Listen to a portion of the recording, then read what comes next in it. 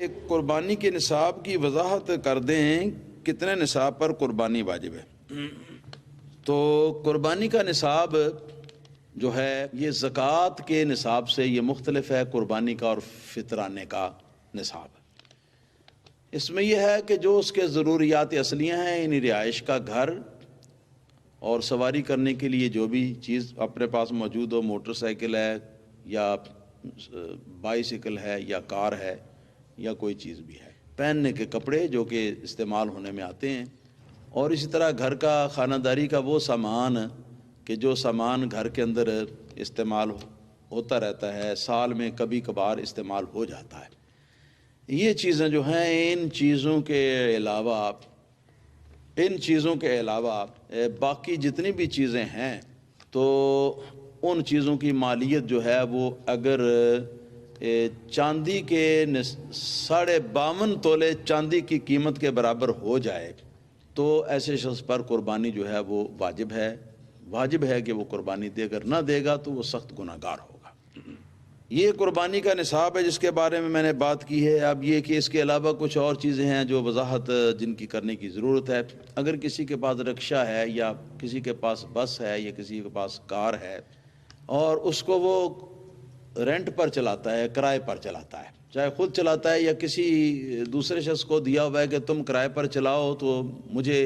اس کا ٹھیکہ اتنا دے دیا کرو، یا یہ کہ مجھے اتنا حصہ دے دیا کرو، تو اس قسم کی جو سواریاں ہیں وہ چونکہ پیسے کمانے کا چونکہ ذریعہ ہیں، مشین ہے پیسہ کمانے کی، تو پیسہ کمانے کے آلات ہیں، تو ان چیزوں کی قیمت جو ہے نا وہ نصاب کے اندر نہیں ڈالی جائے گی، بلکہ جو ان کی آمدنی بچی ہوئی موجود ہو گھر میں تو وہ نصاب میں ڈالی جائے گی۔ اس طرح کوئی کارخانہ دار یا کوئی فیکٹری والا ہے تو اس کی فیکٹری کے اندر جو مشینری ہے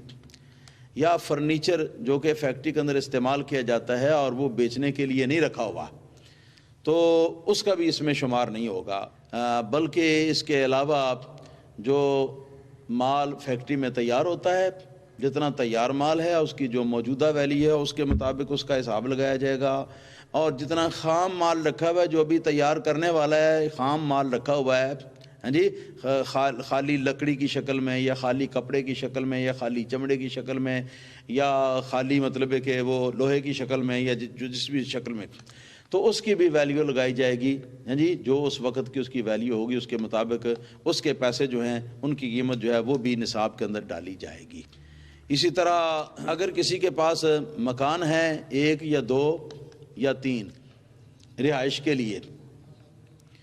اور ان مکانوں کے اندر وہ سال بھر میں کبھی کبھی رہائش کرتا ہے، تو ایسے مکان جو ہیں وہ بھی اس میں نہیں ڈالے جائیں گے نصاب کے اندر،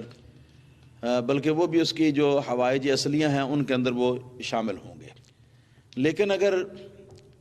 کسی کے پاس مکان ہے اور وہ سال بھر استعمال میں وہ اس کے نہیں آتا، ایسے مکان زائد ہیں،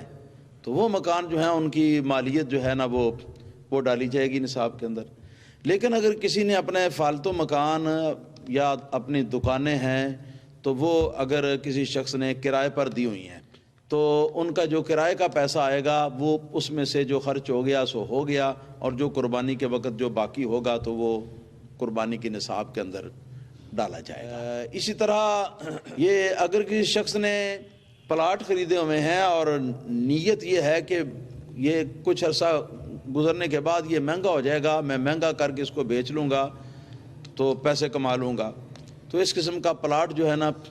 وہ بھی نصاب کے اندر شامل ہے، اس کے پلاٹ کی جو بھی ویلیو اس وقت کی ہوگی وہ۔ اسی طرح اگر کسی شخص نے کاروبار رکھا ہوا ہے، دکانیں بناتا ہے اور بیچ دیتا ہے، مکان بناتا ہے اور بیچ دیتا ہے، جسے کئی ٹھیکیدارہ کام کرتے ہیں اس طرح، تو ان کے جو مکان یا جو دکانیں برائے فروخت وہ بنا رہا ہے، تو وہ مکان اور وہ دکانیں جو ہیں ان کی بھی مکمل ویلیو جس وقت قربانی کا وقت آ جائے گا تو اس وقت اس میں نصاب کے اندر شامل کی جائے گی۔ تو یہ میرا خیال ہے کہ کافی حد تک تفصیل ہو گئی ہے، پوری تفصیل اگر پڑھنا چاہیں تو اردو زبان میں کتاب بہار شریعت موجود ہے، اس کے اندر آپ تفصیل کے ساتھ پڑھ لیں، مزید بھی آپ کو کچھ باتیں مل جائیں گی۔ اگر نصاب کے بقدر مال موجود ہے لیکن آدمی کا ارادہ ہے کہ میں اس مال سے بیٹی کی شادی کروں گا، اس کے لیے جمع کیا ہوا ہے، یا بہن کی شادی کروں گا، یا یہ کہ میں فلاں کام مجھے گھر خریدنا ہے اس کے لیے رکھا ہوا ہے اور اپنا گھر نہیں کرائے پر رہتا ہے، یا یہ کہ اس لیے وہ جمع کر رہا ہے اس لیے پیسے ہیں کہ میں اس سے حج کروں گا یا عمرہ کروں گا یا کوئی بھی، تو اس قسم کا مال جو ہے وہ اس بندے کی ملکیت ہے، اور ابھی تک وہ جو ہے اپنی اصلی حالت میں موجود ہے، ابھی تک اس کو خرچ نہیں کیا، جس مقصد کے لیے رکھا ہوا ہے ابھی اس مقصد میں خرچ نہیں کیا۔ اگر تو خرچ کر دیا ہے تو قصہ ختم، اور اگر خرچ نہیں کیا ہوا تو یہ مال بھی نصاب کے اندر یقیناً شامل ہوگا۔